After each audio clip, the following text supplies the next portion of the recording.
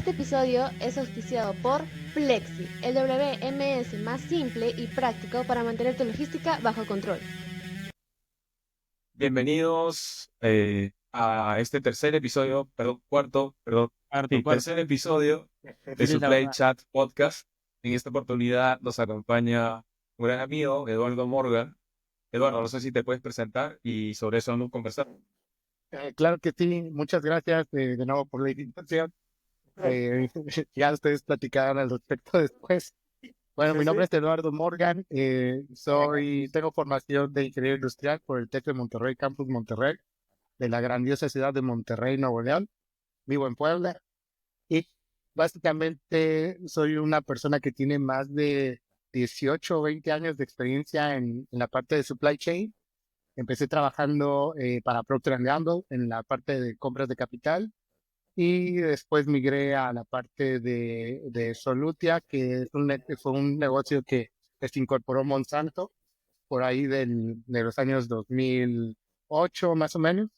Monsanto decidió vender todo lo que no era su core business de agronegocios y pues bueno, ahí estuve presente. Me tocó, ya sabes, las fusiones, las ventas de varias empresas hasta que hasta que adquiere el negocio en el que yo estaba, una empresa muy grande de químicos que se llama Eastman Chemical Company, que fue parte de Kodak, su área química de Kodak. Y ahí empezó todo. Ahí seguí creciendo de hacer compras, de planeador, control de producción, parte de logística, supply chain manager para el norte de Latinoamérica. Después cambié para ser gerente de logística de América Latina.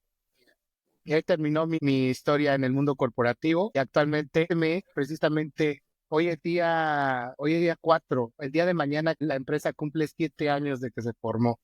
Después de, sí, gracias, después de la frase que les dije la otra vez, que no sabían qué iban a hacer sin mí, pero el día de hoy lo iban a averiguar. Después Claro.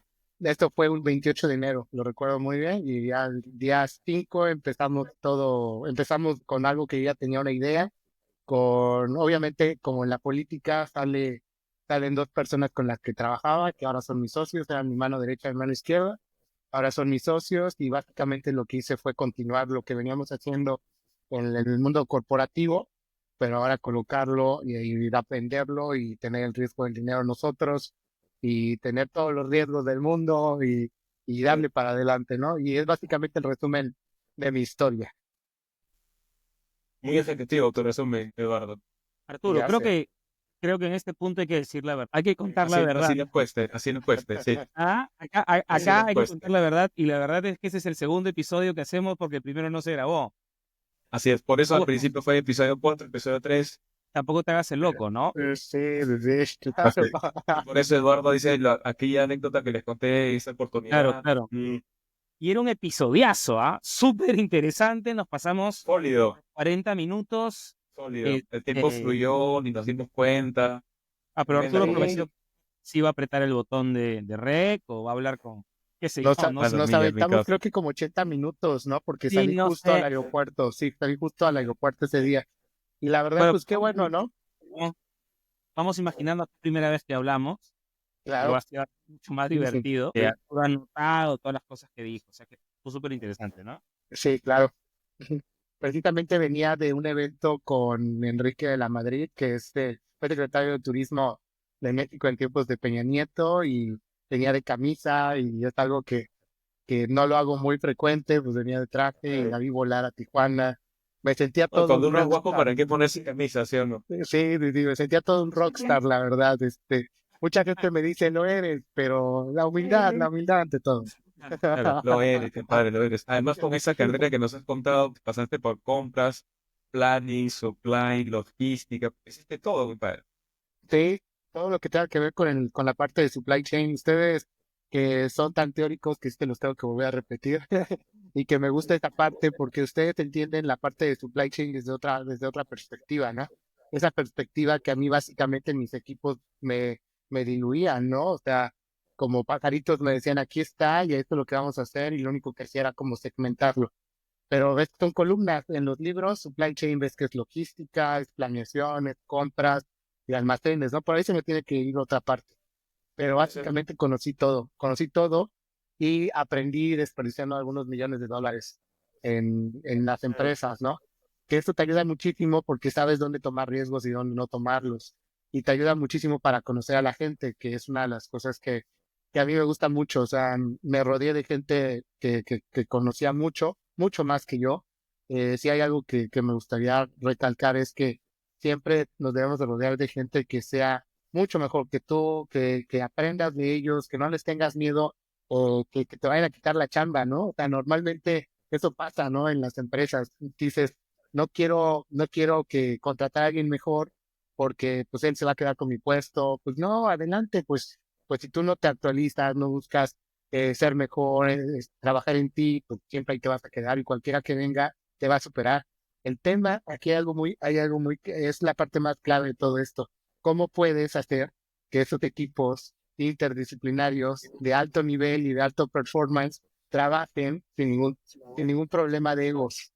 Y eso yo creo que lo he hecho y creo que lo poco que hemos platicado, lo han notado. O sea, yo no tengo ese tema. Les había dicho, soy como muy, no es que no tenga filtros, obviamente les platiqué que en la empresa donde yo estaba realmente me pulieron cómo hablar, cómo comportarme, porque ya eran ciertos niveles en los que decían, él es bueno, pero hay que bajarle las revoluciones. Entonces, este tema hace que, bueno, me invirtieron en mí, yo hubiera podido pensar, yo tengo que ser como decimos en México, ¿no? Medio mamón, ¿no? Medio aquí, cara de perro, como luego le menciono ahí a la gente querida, ¿no? Pero no, realmente no, al contrario, tienes que aprender de toda la parte que ellos pueden traer como experiencia, ¿no? Y la parte teórica es muy importante para mí y la parte de nuevas experiencias, nuevos aprendizajes, sistemas, etcétera, ¿no? Que era algo que se había venido platicando. Interesante lo que cuentas, porque, o sea, hablamos también, y a ver, te hice la pregunta medio que pensando en mí también, ¿cómo fue tu pase, ¿no es cierto?, de este mundo corporativo, de la mega organización, en donde tienes equipos de todo y todo el mundo te lleva, como tú dices, las cosas masticaditas y casi que tú estás encima tomando decisiones, ¿no? A pasar al mundo real, ¿no? Al mundo en el que tienes una por mañana logística y tú tienes que casi que hacer los pagos, facturar, ¿no es cierto? Ir a implementar, ir a mirar que la situación no se caiga, ser un poco coach para tus equipos. O sea, es casi que un golpe, ¿no es cierto? O sea, en general aplicado a cualquiera de esos cambios, pero en logística, sobre todo siendo a ver, un negocio que es soporte de un montón de procesos, ¿no es cierto? Sí, por supuesto. ¿Sabes qué? Es que aparte de que tu experiencia es logística, ¿no? Como tal, como lo mencionas. Tú vas con tu nombre de que yo sé hacer logística y estoy especializado en mi caso en químicos peligrosos, aunque ya platicaré más adelante que la vida me ha llevado a otro tema, ¿no? A meta alimentos, etcétera. Pero tú llegas con esa experiencia y tienes toda la razón. Pero todo lo que tienes atrás que debes de hacer, que a lo mejor no lo hacías. Y eso yo creo que a todos nos pasa, ¿no, Álvaro? O sea, de repente tienes que ver impuestos. Cuando estaba un área de impuestos enorme, ¿no? De repente tienes que, esto de los impuestos buscas hasta la más mínima factura para hacer la deducibilidad, porque es tu dinero, ¿no? Después buscas el tema de, tú te vuelves recursos humanos, tú te vuelves capacitación, tú te vuelves desarrollo y Más. tecnología, te vuelves sistemas, te vuelves experiencia operacional, hasta te vuelves chofer. Llega un momento en que hasta tú tienes que ir a entregar un producto. Entonces, lo que te digo, es el ego te lo quitas y tienes que dar, y ahora viene lo contrario. Ahora tú te sientes muy bueno hablando del tema de logística, ya no eres, pero no eres bueno en temas de impuestos, ¿verdad? Entonces tienes que buscar a alguien que te ayude, entenderle, que no te vea la cara, y así, ¿no? Y entonces todas estas áreas que tú mencionaste, todo lo que es pues sí, el support, ¿no? Como tal, el apoyo, solo eres tú y otros dos, y tienes que hacer todo eso. Esta transición es dolorosa, es penosa, y a veces hasta te puede causar algún tema en tu facturación, que no factures bien. Y las empresas grandes, ellos no te dicen, ¿sabes qué? Ay, se equivocó, está empezando. No, te dice, tu factura, si bien tienes suerte, la vuelves a meter mañana y te la pago otra vez en 30 días. Y tú mientras no tienes flujo, tienes que pagar, tienes compromisos. todo eso se vuelve un tema de todas las áreas de soporte que antes tenías y ahora son tuyas. Y aunque seas buenísimo en logística y supply chain, pues vale, realmente no Pero importa. lo que tú dices Vale, es cierto. madres. Mi pregunta está incompleta, ¿no? O sea, claro, en el sentido técnico, tú tenías un soporte que ahora no tienes. Pero lo que tú has dicho es más importante todavía, ¿no es cierto? O sea, olvidarte del ego del gran ejecutivo, ¿no? Yo he visto casos, Sí. ¿no es cierto?, del ego del gran ejecutivo que está en una mega organización. Técnicamente parecía muy bueno, ¿no es cierto? Parecía que sabía, Ajá. digamos, y cuando hizo la transición, he visto casos en los que todo parece indicar que un tema de actitud, ¿no es cierto?, jugó bastante en contra, mucho más que falta de conocimiento, o falta de inversión, de soporte, lo que tú quieras, ¿no es cierto? O sea, como tú dices, tomar el riesgo en tus manos implica, o sea, de alguna manera hacer algunos cambios de manera interna, ¿no es cierto? O sea, se acabó el gran ejecutivo, se acabó la oficina con vista, ¿no es cierto?, Mr. Golf, qué sé yo. al golf, Ajá, exacto. ¿no es cierto? Siéntate donde haya y si no, te quedas en tu casa, pero hay un tema interno ahí que procesar, ¿no es cierto? A mí me tomó un tiempo entenderlo, te soy sincero, a mí me tomó un año entenderlo, este, hasta que entendí que efectivamente había un tema de actitud y un proceso casi que personal por el que tenías que pasar, porque hay un tema también, te sientes como, no sé si te pasó, pero te sientes en algún momento como que hubieses dado un paso atrás, ¿no? Tú dices, oye, pero no, yo tenía mi oficina y gente trabajando y ahora, ¿no? Ahora se me malora la computadora y ya no tengo sistemas, que venga y cámbiame la computadora, ¿no? Ahora, Y yo, y yo me voy a más frío, mi lugar de estacionamiento. claro, claro, claro, Claro, claro. Eso claro. es una locura, ¿eh? Cuando vas creciendo en uno corporativo, esa tontería de tu lugar de estacionamiento. Esas ¿No les cositas con las que pasó? te enamoran, ¿no? Ajá, y La renovación de revisar. compu cada 3 años, todas esas Ajá. cositas que van Creo que sumando. en logística tenemos una ventaja ahí, me da la impresión. En general, supply chain, bueno, en la parte de producción, en la parte de logística, en la parte de distribución, tenemos una ventaja que siempre hemos trabajado en las afueras de las ciudades, ¿no es cierto? No conozco logísticos que hayan tenido almacenes en la zona más cara de la ciudad, ¿no es cierto? O sea, Ajá. un logístico rara vez trabaja cerca de un Starbucks. Entonces, de alguna manera estás medio que preparado para todo, para ti las elegancias de los edificios corporativos te son ajenas, más bien, ¿no? Creo que Ajá. es más fácil salir de ahí. Ahora, pero sí nos malacostumbramos en los viajes corporativos, ¿no? Cuando tienes que ir al SAP, cuando tienes que ir a San Pablo, a Ciudad de México, a Múnich, qué sé yo. Esos cruces con corporativos en horas que son netamente transitadas por consultores, etcétera. Tú lo ves ahí. Yo tenía la American Express más rápida del condado.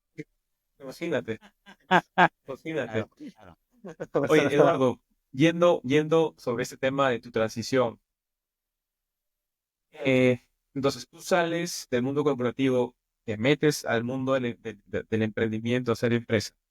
¿En qué rubro? Y cuéntanos cómo fue, o sea, cuál fue el punto de partida para Eduardo y sus dos socios. El punto de partida obviamente es cuando te fuerzan, pero yo ya venía como haciendo planes paralelos. Lo que yo menciono es que si tienes la camiseta muy puesta en las empresas, tienes un problema realmente ¿cómo se llama? De amor propio. Yo lo veo de esa manera y tienes que ir a un psicólogo, porque luego me pasa y a lo mejor todavía, Arturo, todavía estás en esta transición. Normalmente lo que yo veo es que comentan, ahorramos tantos millones de dólares, ahorramos no sé qué, las iniciativas, pues ahorramos para quiénes, ¿no? Para ustedes, ¿no? Entonces, el no tener la camiseta tan bien puesta, yo empecé como a ver temas de consultoría, empecé a revisar el tema de una razón social eh, para poder trabajar, ¿no? Porque al final, si quieres estar en las grandes ligas, aunque esté todavía dentro del mundo corporativo, pues te piden factura, ¿no? O sea, eso es básico. Entonces había así detallitos que a lo mejor parecen una tontería, que me fui como preparando, pensando en que yo siempre quise hacer algo. Entonces, o quería hacer algo, mejor dicho. Y ya, entonces en el momento que es algo, que es el impulso, ya tenía algo. Y es súper difícil, de verdad, es dar todo a una empresa porque para eso te contratan, para eso firmas, ¿no? Realmente te estás dando tu vida, ahí lo estás poniendo, tu tiempo, tu familia, todo, y tener un plan B. Siempre hay que tener un plan B. Entonces, cuando salgo, pues, yo tenía todas las conexiones del mundo de la industria química. Era impresionante. O sea, yo me sentaba en la asociación de la industria química en México, en Brasil también llegué a estar. Conocí a mucha gente, sí. Llegué a conocer mucha gente en Colombia, que también me ayudó mucho en la transición. Y así empezó todo, ¿no? Y cuando ya llega el momento en que digo, ya tengo todo esto y voy para adelante, dije, no voy a poner un restaurante, voy a seguir haciendo lo que hago, que es cadena de suministro y en mi área de especialización, que al final terminé en una rama de la supply chain, que fue logística. Realmente, en esta empresa donde yo estaba, tenía un puesto muy importante porque movían una bestialidad de material por barco, por trenes, en el caso de México, pues la parte comercial, ¿no? Que ustedes saben que la frontera de Laredo, Texas, es la frontera con más tráfico terrestre, o sea, de camión, de uso modal en el mundo. Entonces, imagínate, yo sabía mover esto, sabía mover precursores que son usados para producir drogas, ¿no? También sabía pues, temas de cómo evitar almacenaje y ocupar los mismos carrotanques para poder hacer almacenamiento y no pagar silos y pagar miles y miles de pesos. O sea, todos los usos modales que quieras, yo los dominé. Y obviamente teniendo la base de la planeación. Entonces dije, no voy a hacer otra cosa más lo que yo quiero hacer. A mí me encanta la comida y créeme que pensé hasta en un restaurante.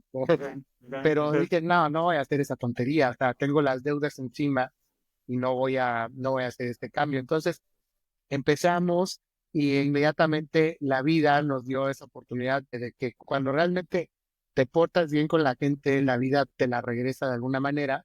Yo he mencionado que en México y en Latinoamérica, y eso lo han mencionado en sus otros podcasts, ¿no? Que las pymes es lo más importante, es el motor más importante de la economía de nuestros países. 90-95% de la economía la mueven las pymes, dependiendo del país, ¿no? En el caso de México anda por ahí del 92-93%. ¿Y qué es lo que sucede? En este caso, o sea, cuando tú sales y sabes a dónde tienes que atacar y todo, no te da miedo porque sabes que al menos las empresas grandes te necesitan y tú los vas a necesitar. Se vuelve un ecosistema interesante. No todo es malo. O sea, yo lo que digo es malo en el momento en el que no hay una ley que regule que si las pymes mueven los países, al menos de Latinoamérica, ¿por qué sobre nosotros se va el tema del financiamiento hacia las grandes? Cuando los bancos, en el caso de México, te prestan, si te va bien, al 25%, y para ellos como corporativos les prestan al 3%, 4%, ¿no? Entonces, este es un tema bastante interesante en el que todo eso lo analicé y dije, pues bueno, si conozco gente dentro de la industria y saben de mi reputación, porque yo jamás me comporté como tal mal, la ética es importante, te ayuda muchísimo, y con mis proveedores, lo mismo, yo jamás les puse el pie en el cuello, no tienen idea, cuando salgo, todos me dieron la mano, y así fue que empezó, y así empezamos, y a los 3 meses ya estaba facturando, manejando un almacén remotamente en Hermosillo, a 2,200 kilómetros o 2,000 kilómetros de donde estamos. Y después hicimos el siguiente almacén en Tijuana con 2 usos horarios diferentes. Incluso hasta actualmente tenemos una etapa que se llama Follow the Sun, porque podemos empezar en el horario del centro, toda la parte del Pacífico que tiene un horario una hora menos y terminamos en Tijuana. Es una pyme, una empresa que tiene 7 años pensando en ese desarrollo de atención al cliente con una estrategia tipo global, aunque estamos del mismo país, diciendo, sí, vamos a ponerle este proyecto Follow the Sun. Y así fue. Entonces fuimos colocando gente y apuntalando, pero eso te lo da la industria, te lo da el corporativo, te lo da todas las capacitaciones que tienes y todo eso te lo da. Por eso digo, no todo es malo, que fíjate que me puse a reflexionar del podcast pasado. Pues dije, no, pues yo soy mi ADN, el 50% de mi ADN de supply chain es por ellos. Y la verdad se los agradezco. Y qué bueno que no salió el otro podcast. Mira, Tú lo saboteaste Eduardo, entonces, ya lo vi, ya lo entendí. para tú controlar servicios, almacenamiento a 2.500 kilómetros de distancia, es apoyar en tecnología, ¿no es cierto? O sea, nos comentaste que gran parte, digamos, de la propuesta de valor se centra en tecnología que ofreces a tus clientes, ¿no es cierto? Porque ya hace 10 o 15 años la logística dejó de ser de montacargas y almacenamiento, ¿no? Hoy Pues, casi esos son anexos al negocio tecnológico. De hecho, ya hay modelos como Flexible Warehousing o On-Demand Warehousing, que al final son redes logísticas gigantescas que no tienen un solo metro de almacén, ¿no es cierto? Entonces, al final, tú lo que estás haciendo es migrar rapidísimo hacia una gestión tecnológica de la logística, ¿no es cierto? ujú. Que de alguna manera se apoya en los almacenes, ¿no es cierto? Inclusive vimos el tema de la información que vas al cliente, ¿de acuerdo? Exactamente, que por ahí se lo mandé a Arturo, no sé si ya lo pudiste ver, que es nuestro valor No, no, agregado. Y entonces, que es básicamente, como lo que tú mencionabas bien, que una cosa es data y otra cosa es información. Algo así lo mencionaste, ¿no? sí, sí, Eh, exactamente. Por ahí va eh, la pregunta, ¿no? O sea, Exactamente, porque en nuestro caso, o sea, cualquiera te puede dar un 3PL, cualquiera. O sea, tú, y con una hoja Excel pueden tener un control perfecto, ¿eh? Eso lo hemos platicado y ustedes lo platican mucho, ¿no? Pero, ¿qué es lo que sucede? Si no le das un valor agregado, para mí, les había comentado que la inteligencia artificial tiene que ser base importante en todo este cambio y no para demeritar o para quitar fuentes de empleo.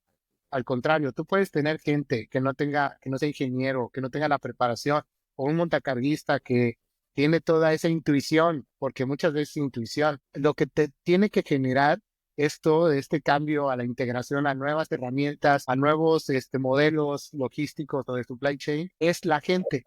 Si existe una inteligencia artificial, pues simplemente esta persona que es un montacarguista y que tiene la intuición, nosotros como empleadores debemos de creer en ellos e invertir en ellos, invertir en capacitación, que es muy bueno a lo mejor pagarle una carrera, qué sé yo, ¿no? Esa es la parte que la inteligencia artificial, que es en mi caso que yo creo que para allá vamos, robótica y todo eso, tiene que apoyar para generar que nosotros como personas tengamos mejores profesionistas o profesionales de supply chain y de logística. Lo voy a separar así porque obviamente me enfoco un poco más en lo último que estoy haciendo, ¿no? Que es la logística. Pero lo que mencionamos es eso, o sea, cualquiera te puede poner esta habitación, te puedo guardar lo que sea, pero si no tengo un control y si no automatizo y si no tengo información y si esa información no la vuelvo data como tal o data science, ¿cómo voy a poder tomar la mejor decisión para el negocio, para mi cliente, para lo que sea? Todo lo que no se mide, pues no se puede mejorar. Entonces, estas son de las cosas que tenemos que evaluar y para mí la inteligencia artificial es básica y la automatización. sí, tal cual. Hoy cada vez es más fácil, hoy, alquilar montacargas por hora, alquilar espacios prime en patios logísticos, que los alquilas casi que por mes, te levantan racks casi que en 4 semanas y te los alquilan un año. Quiero decir, hoy la parte fácil es conseguir la infraestructura, ¿no es Ujú. cierto? Sí, ¿No? ya Esa es la está, parte fácil. casi que está uberizada. Sí, y antes era la barrera más bien. Tú tenías un Ujú. almacén, te estoy inventando, 20.000 metros cuadrados, con racks, cantilever, puertas, rampas nivelantes, y tú decías, ok, ya es difícil entrarle a competir. Hoy día es la parte fácil, ¿no? Entonces, Sí. claro, recojo dos cosas de lo que dices, ¿no? O sea, hoy lo difícil es encontrar gente que sepa hacerlo y sepa hacerlo bien, que entienda el negocio, y por entender el negocio no me refiero a contar bien y guardar y sacar. Ujú. Entender que si ellos se equivocan, ¿no es cierto? Te van a trasladar el error tal cual, ¿no es cierto? Y te van a impactar a la vena. Y otra cosa que la inteligencia artificial, sinceramente no sé cómo vaya a impactar. ¿Tú cómo crees que vaya a impactar? Porque hay quien dice que la inteligencia artificial lo que va a hacer es disminuir el impacto que tienen las compañías de software, llenando como ese espacio, ¿no es cierto? Hay quien dice que al contrario, ¿no es cierto? O sea, el software para logística, y no solo hablo de un WMS o TMS, sino software de planeamiento, de control, llámalo como tú quieras, van a ser hiperpotenciados, casi que haciendo una solución por cliente. ¿Tú cómo ves eso? Porque al final Yo, no es algo que viene dentro de 5 años, viene un año más y estamos ya teniendo... está. Yo me voy por lo segundo, ¿eh? Realmente lo tiene que potenciar. O sea, mucha gente le está teniendo miedo. Es como cuando la rueda, vamos a quitar los caballos y ahora vamos a meter una rueda, ¿no? Y que el caballo va a ser parte de una carreta que nos va a ayudar a trasladar las cosas. Es el mismo ejemplo, o sea, y la inteligencia artificial está voladísima, o sea, es desde el hecho que si no le dices gracias no se ofende, que es un ejemplo que les puse, ¿no? Desde ahí, o sea, puedes cerrar la computadora y otro día regresa y no te afectó mentalmente y ya me va a correr el INGE. O sea, eso no aplica. Yo sí creo que de cualquiera de nuestros softwares que tenemos o que usamos y que desarrollamos, como es tan intuitiva la inteligencia artificial y aprende tan rápido, y si lo puedes enfocar en un ecosistema de tu operación, va a aprender tan rápido que esa evolución de los errores te los va a aplicar en friega. A diferencia que ahorita que te metes a ChatGPT y se pone a buscar en todo un universo de la internet, si tú pones inteligencia artificial en un ecosistema, los errores te los va a corregir en friega, te va a decir qué hacer, cómo, pero lo que comentábamos, el feeling final siempre tiene que ser alguien preparado, porque el filtro, puede ser que tú creas que la inteligencia artificial sea el filtro, no, el filtro es la gente, porque al final puedes tener un robot y un robot puede a lo mejor analizar que una caja de 53 pies, perdón, la configuración tiene que ser de una manera, pero a veces no te da, ¿no? Pero el operador, al momento que está con el montacarga, él puede decir, oye, como que siento que hay un movimiento, una vibración. Estos son sensores de intuición, que si metes sensores por todo, pues tampoco es viable, ¿no? No hay tecnología o no hay presupuesto que aguante tanta tecnología. Se supone que la inteligencia artificial al final es para reducir lo que ustedes estaban diciendo, ¿no? Costos y todo eso, y potencializar lo que hay. Pero al final este tuning, ese detalle lo da el ser humano. Entonces, yo sí creo que la inteligencia artificial, en mi caso, como logística, te va a ayudar a automatizar, a tomar decisiones más rápidas y analizar información, que nosotros nos tardamos mucho en analizar información. O sea, aunque tengas un BI o cualquier otro software súper potente, al final te tienes que sentar y analizar. Entonces, si tú generas algo que te analice, vas a poder tomar decisiones más rápidas y que al final todo va a tener que ver en costos. Todo. Qué tan viable eres en tu tema de costos? Recuerda que puedes tener el mejor producto del mundo, pero si tu costo de distribución es altísimo, estás fuera. Estás fuera. Entonces, la inteligencia artificial tiene que ayudar para eso. Eduardo, cuéntanos un ejemplito en línea de lo que estamos comentando de la inteligencia artificial. Una de las aplicaciones que el buen Paco Rodríguez se ha inventado ahora que está metido en el mundo de data science y robótica para el negocio que ustedes tienen. Una de las aplicaciones, mira, pero no hay un DNA. No te preocupes. Lo que puedas contar. Todos Por tus encimita. seguidores. Aparte que nuestro creador WMS no está durmiendo. No hay nadie que vaya a escuchar esto. O sea, las personas que lo siguen, tú descuida, la nomás. Tu diabetes ante todo corporate. Eso nunca se puede quitar, ¿eh? Por favor. Ahí está. Vamos a anotar. Cuéntanos. Perfecto. Voy a prender la grabadora, espérate. Voy a hacer que no existe el DNA. No, Voy a fíjate prender la grabadora. que Rodríguez lo que hizo fue algo muy parecido a lo que ustedes están haciendo. Rodríguez, bueno, para los que nos escuchan, es una persona que para mí es un tipo brillante, de lo más brillante que he conocido. El tipo es un máster en logística y en supply chain. Él lo que ha implementado con nosotros fue el desarrollo de nuestro software, pero lo enfocó mucho al tema del data science. Y este tema del data science, ¿qué es lo que hace? Nos da una facilidad para poder decir a nuestros clientes dónde están gastando más, dónde pueden corregir, dónde podemos optimizar de una manera más rápida, aunque eso implique que nosotros perdamos negocio a ese nivel. Entonces, de alguna manera nos ha tocado negociar con clientes que por alguna razón optimizamos su infraestructura logística. Al optimizar su infraestructura logística implica que nosotros tengamos menos almacenamiento o menos distribución. Pero los clientes nos ven como un valor agregado que luego pues obviamente nos buscan decir, pues ahora con esto, pues ¿qué te parece si puedo ir a implementar esta ruta en otra parte y te la doy, ¿no? Por eso es lo que debemos de tener business partners, ¿no? Porque al final lo que nosotros hagamos por ellos, tarde o temprano, ellos nos los van a agradecer. Si es que no los corren antes. Porque ese es el patrón de la industria. Luego dices, ya tenemos el proyecto, ¡pum! Esta implementación hace que después pensemos en el tema de la robótica o de los bots. Entonces, con bots podemos mandar señales en los cuales podemos comentar, aquí esta carga ya se pasó, o este cliente ya tiene muchos datos, muchas cargas, y es un cliente C en su Pareto, ¿no? En su ABC de clientes.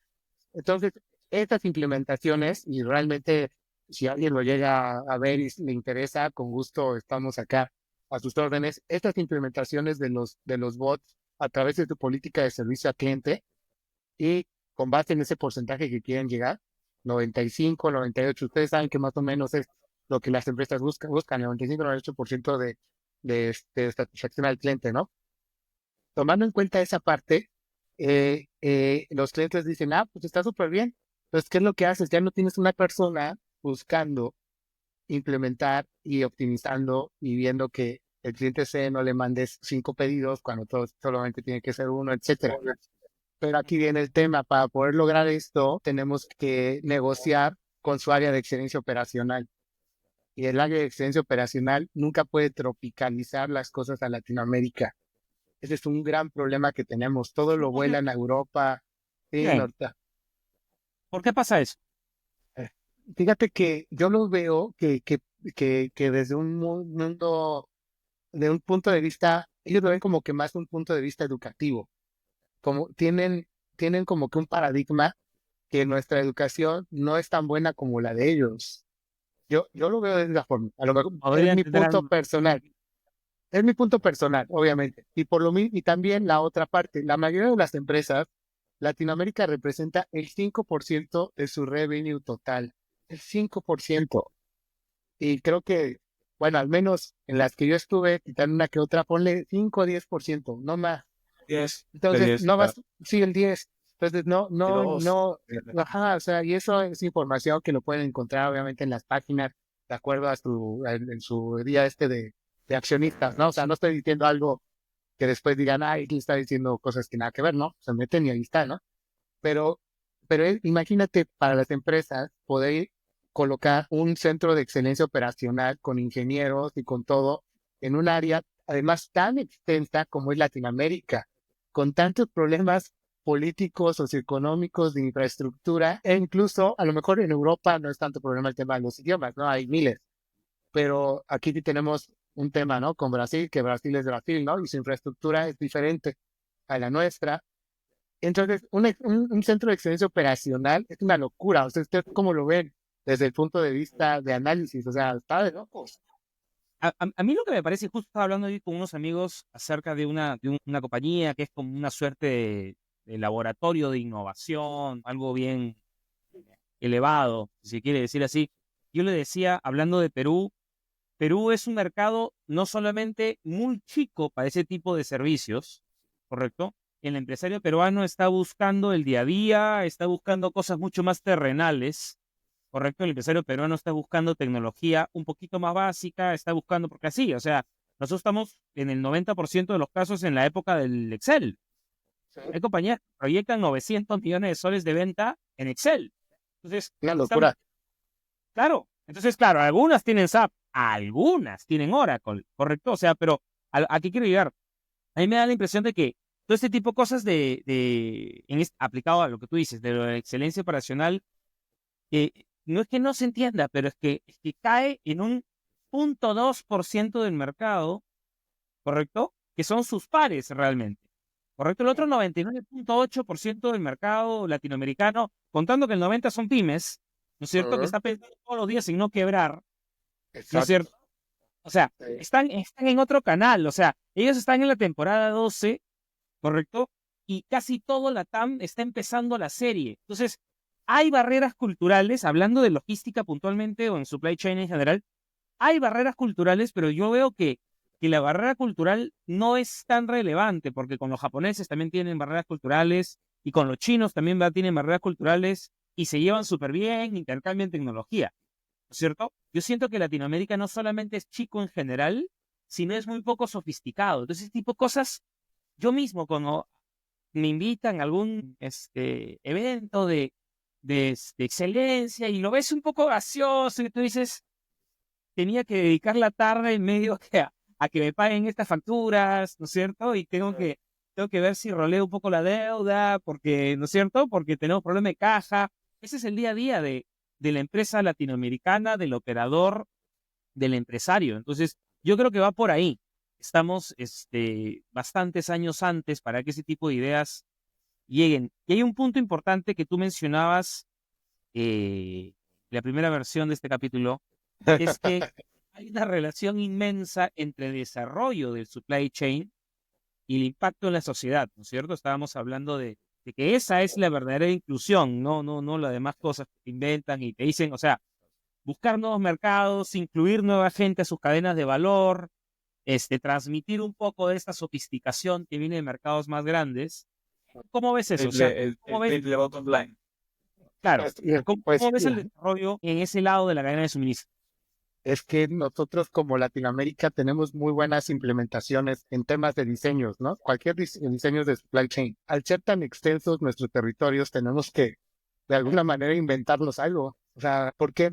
Porque cuando tú tienes clientes grandes, globales, que es lo que me pasa a mí, ellos obviamente piensan grande y global y piensan que si te están seleccionando a ti es porque tienes la capacidad de poder apoyarlos.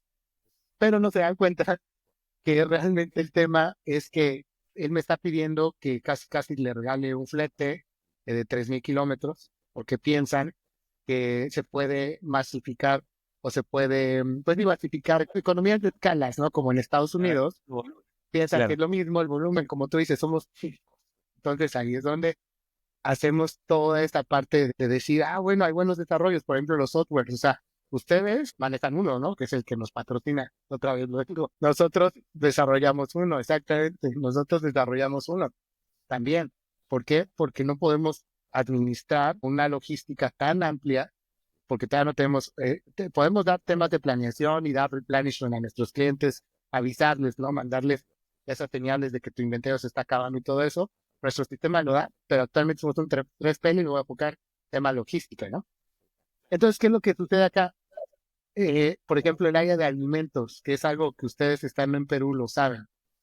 Y hay muchos modelos, incluso del MIT, quitando el tema de la ropa, que Arturo es experto en eso, que se basan en el tema de alimentos. O sea, ¿por qué? Porque en Latinoamérica se da mucho esto, ¿no? Que la rotación de inventarios, que si ya se echó a perder, que tu menú, ¿de qué tal es tu menú? Yo he visto cómo esos modelos han permeado hasta la industria química. Así, ¿por qué? Porque hay químicos o pues sí, hay realmente líquidos que, por ejemplo, se gelatinizan en la estacionalidad de invierno. Entonces, es como si fuera para nosotros ¿cómo te lo podría decir? El guayu, que lo trajimos pues no sé, que lo exportaron en enero y nos llegó en febrero y que lo tenemos que sacar luego por el tema de las grasas y todo eso, que ustedes saben mucho de eso. Entonces, al ver esta parte, también tenemos que notar que en Latinoamérica tenemos infraestructura que de alguna manera atraviesa bosques, atraviesa volcanes, atraviesa mares, atraviesa Cordillera. cordilleras.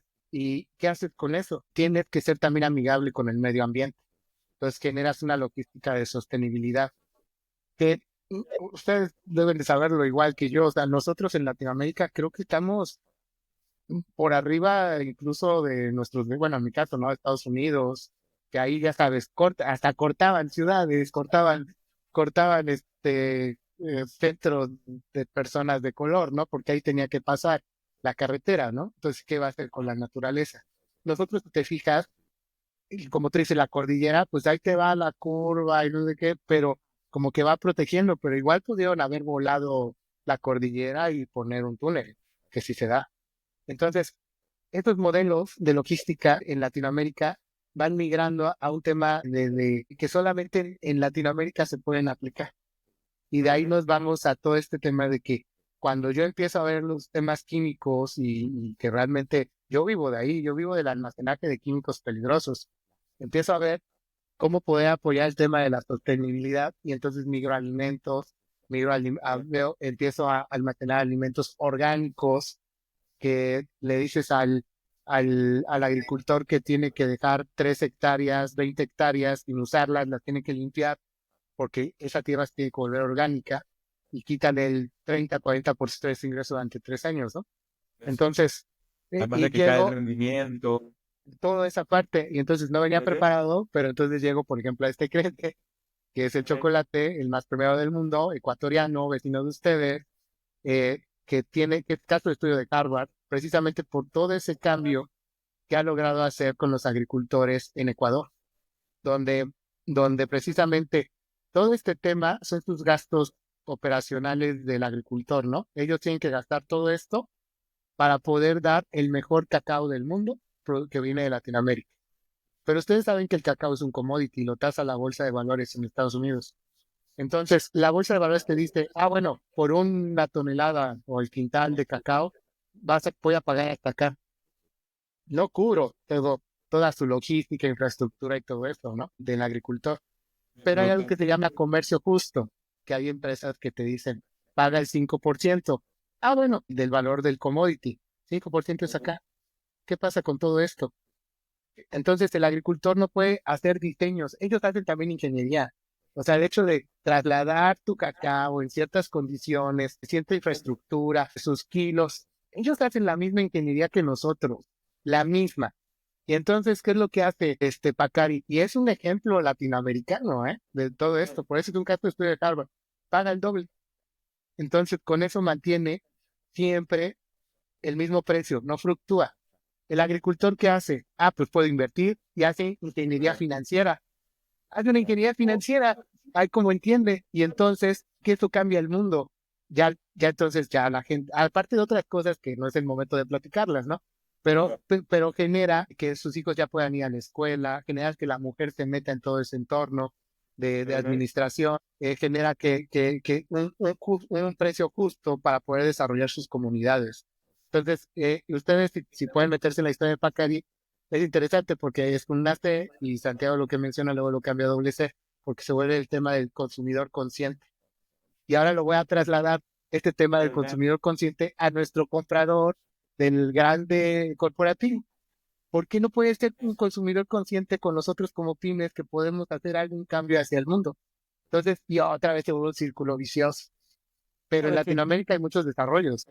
El genio de estos señores de Pacari va más allá de lo evidente, ¿no? O sea, claro, pagan el doble, entonces sus agricultores viven mejor, invierten mejor. Claro, si el reto está en cómo hago para incluir nuevas personas, ¿no es cierto?, a las cadenas de valor establecidas y hacer que eso sea negocio, ¿no es cierto? Porque a ver, rentable, yo pagar el doble en las personas que trabajan conmigo, pues yo no voy a vender el producto al doble. O sea, o en todo caso, ese sería el gran reto. Si estos, o sea, que pagar y ser un producto que se venda, ¿correcto? Incluyendo a todas esas nuevos eslabones o eslabones distintos, ¿correcto? Es una proeza, ¿no es cierto? Es una proeza en mercados como el nuestro, en que todo es 8 veces más difícil, porque hay un porcentaje así que está buscando pagar por comercio justo. El otro 99% del mercado está buscando un chocolate razonablemente rico, ¿no es cierto? Entonces, claro, señores, yo me imagino que tiene que ser rico, ¿no es cierto? Tiene que estar en un precio más o menos dentro de lo razonable, tiene que ser atractivo, tiene que siempre estar en la góndola, y aún así, preocuparse de toda la parte atrás, ¿no es cierto? Que es lo que tú mencionas. Toda esa parte de atrás, súper difícil. La primera milla.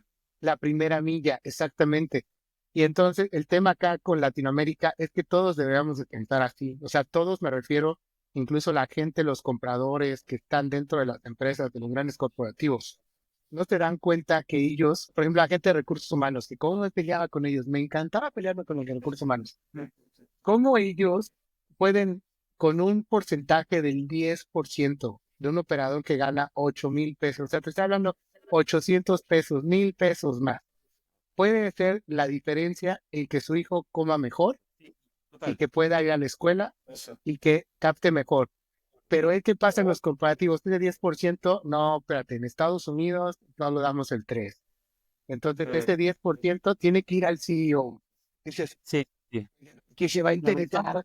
Que la mirada es distinta. Yo creo que del mundo la misión es distinta, Entonces, efectivamente. ¿cómo poder desarrollar todo esto? O sea, desde el hecho de que paguemos bien, por eso lo menciono a esta empresa, porque paga bien.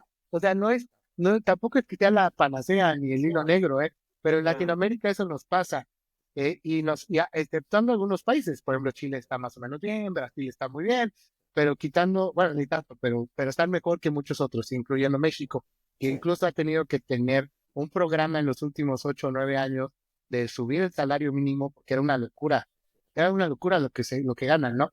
Entonces, esa implementación y todas esas, ¿cómo le diré?, necesidades o carencias, hacen que todos estos modelos, y yo estoy seguro que ustedes en sus compañías también hacen estos modelos, o sea, no tenemos dinero ni nada para eficientar todo, con todos tus conocimientos, tu cadena de suministro. Pero ¿qué es lo que sucede? A ti te pagan para planear tus inventarios, te pagan para conservarlos, para tener control, para moverlos de A y B. Pero no se dan cuenta que en Latinoamérica, como tú dices, Álvaro, son 8 veces difícil todo. Al ser 8 veces más difícil, todos deberían de decirnos, pues bien, ¿no? Entonces, pero nosotros no vendemos nuestro trabajo. No podemos decir de una manera clara y directa que el ecosistema de Latinoamérica es diferente al de Europa, Japón, incluso China, que es complicado, o Norteamérica, ¿no? Entonces, al no poderlo vender, pues no puedes transmitir que realmente necesitas más recursos, que necesitas un área de excelencia operacional, porque tenemos esa deficiencia. O sea, ¿por qué no venderlo? Hay países que lo hacen muy bien, que también voy a omitir el nombre, porque también lo dije muy sesgado esta vez. Pero sí, o sea, hay que ver eso, porque todos los diseños que nosotros hacemos en Latinoamérica ni siquiera tenemos la forma de poder documentarlos, porque lo hacemos al chingadazo, porque siempre andamos apagando On the fuegos. go. Y de repente cuando dices, ay cabrón, yo hice esto, ¿cómo se hizo, güey? Y dices, esto se parece Exacto. mucho a una teoría tal que vi, o esto me lo enseñaron una vez en el doctorado, lo hice teórica, lo hice en práctica. Esas son las situaciones que yo lo que quiero transmitir es que desde el punto de vista de supply chain, es la base del negocio. Platicábamos que nosotros hemos migrado de que manufactura era el centro de todo, era el ojo del huracán y no, ya no, o sea, y todo lo que pasaba, y los de en el centro, pues los de manufactura nomás esperando y siendo los dioses, ¿no? Los libros han cambiado, incluso las empresas han cambiado. Le han dado el giro al tema de que supply chain tiene que controlar la parte de manufactura, porque nuestros amigos de manufactura de repente tienen sus eficiencias a todo lo que pueden y producen cosas que ni sirven, pero sus números están súper bien, o no tienen mercado. O luego nos migramos al tema de finanzas, que quieren hacer sus gastos cortos, ¿no? Y luego nos migramos al tema de recursos humanos, que hasta parece que es su dinero, porque no pueden hacer nada por nuestros países, pagando bien, porque tienen el presupuesto para hacerlo, pero parece que es su dinero, o sea, parece que por cada peso que se ahorran, ellos lo van a tener, no es verdad. Entonces, probablemente eso esté cambiando, pero la parte de supply chain, toda esa parte que hace que sea competitivo un producto, la manufactura, porque estamos viendo el tema de producto final, o sea, pero ¿qué pasa con la parte de materia prima? Y esa parte de materia prima es una locura, luego que no hay, y nosotros como parte de supply chain planeadores, yo todavía sigo sin concebir que cómo es posible que no puedan dar entrada a inventarios, que no se pueda dar de baja inventarios, que no sepamos qué tenemos, que no sepamos tiempos de tránsito, que no podamos programar en un SIP el famoso planning, que básicamente es el tiempo que tardas en recibir, ¿no? Porque tienes el tiempo de manufactura, el in-transit y en la programación un planning. Y en este planning, oye, ¿cuánto tiempo tarda mi almacén en recibir? 2 días. Ah, pues ponle uno porque luego se atraviesa el fin de semana. Una cosa es una tontería. Y por esos 3 días no pediste a tiempo, no llegó al barco y paraste planta. Entonces, si te digan, todo es una locura, todo va unido al tema de que las implementaciones te tienen que dar tropicalizadas y tienen que tener el apoyo de los corporativos.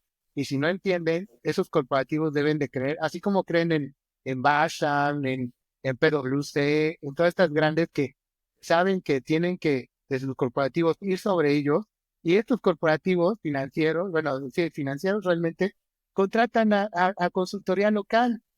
O sea, es una locura. A mí me ha tocado que las empresas donde yo trabajaba contrataban a Basham y llegaba mi consultor local ¿y tú qué haces acá? Pues me contrató Bashan, porque son los que tienen el conocimiento. Pero es lo mismo que deben hacer. Si no creen en nosotros como consultoría, como 3PLs, como todo eso, pues que pues tienen las grandes, que un nave, lo que tú quieras, ¿no? Que sea un parte del contrato global, que tengan que buscar apoyo local para que así generemos un círculo virtuoso. Seríamos el Pacari, si logramos esto, seríamos el Pacari de supply chain, si logramos hacer eso. Eso está Perdón, cambiando, Eduardo, con está Plexi WMS. terriblemente yo lo sé. bella la reunión, qué fluida, qué Yo lo pena sé. que tenga que cortarla.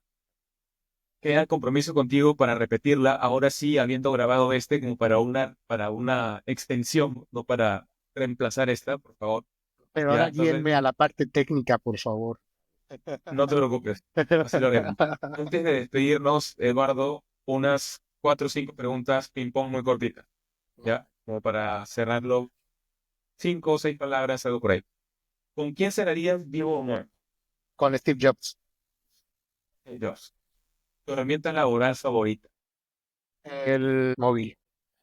¿Y algún aplicativo que suelas usar dentro de tu móvil? El correo electrónico. Sin el correo electrónico no vivo. ¿Qué haces al empezar el día? Pues lo que hago primero es salgo a correr. Últimamente he decidido tener una rutina que me ayude eso a pensar. Normalmente sí voy a dejar amigos. Lo que me da el tema de ahorita emigrar de emprendedor a empresario es tener tiempo para mis seres queridos, cual sea, en la ramificación que sea. Yo siempre quiero dar tiempo a todos y eso me llena mucho. Y después llego y rápido leo sobre cosas de supply chain en la oficina y le doy para adelante. Una palabra que te defina. Bueno, serían dos, ¿no? Me gusta romper paradigmas, me gusta hacer eso. Y finalmente, tu guilty pleasure al día. La comida, Placer culposo para mí. la comida, lo adoro, la comida, los vinos, soy un fan de los vinos y de la cerveza. Gastronomía local. Ajá. Sí, eso es lo que hago. Hay puntos en común entonces, con algo conmigo. Algún día poner un restaurante, estoy seguro de eso. Soy buenísimo haciendo asado. Quien me conozca te diga eso, me encanta. Oye, cabrón, nunca me invitaste a un asado, ¿eh? No, fíjate que no. Pero bueno, cuando vengas a México, tenlo por Solo eso, seguro, ¿no? Sí, estoy buenísimo. Los A dos en México, entonces. Un Sí, asado. Un asado. a los dos vengan con gusto. Y cuando esté en Perú, el ceviche y todo eso me encanta, Oh. me encanta. Ahora que estuve en Honestamente. Tijuana, la zona es muy buena, la zona de Baja California es buenísima para el tema de mariscos. No tienes idea cómo lo disfruté. Felices de haberte tenido, Eduardo. Un No, placer, como gracias a siempre, ustedes. conversar contigo, Alvarito. Muchas gracias, Eduardo. Espero que no sea, es la segunda vez, espero que haya una tercera y una cuarta. Son unos cracks. Claro que sí, claro. Y anda adelantándole el amigo Paco Rodríguez, que él también ya está en el Se frente, liquide. ¿no? Perfecto, sí, yo le digo, con gusto. También es un super crack y sabes que lo quiero mucho y lo admiro mucho. Sí, vamos. Perfecto. Buenísimo. Gracias, Muchas gracias a Eduardo. todos por seguirnos. Chao, chao. Cuídense mucho. Abrazo. Este episodio es auspiciado por Plexi, el WMS más simple y práctico para mantener tu logística bajo control.